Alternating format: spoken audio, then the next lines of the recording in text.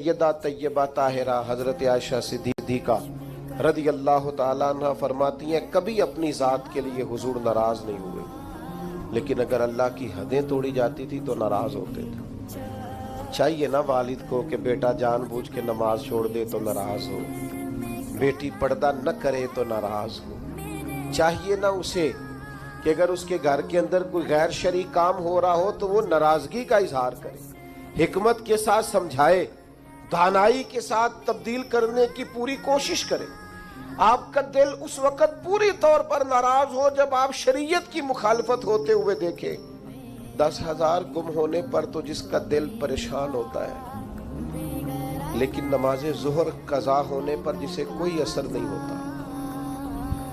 जो चंद मिनट, आधा घंटा, पौना घंटा नौकरी से लेट हो तो एहसास पैदा होता है, लेकिन कई दिन बीत गए फजर नहीं पड़ी।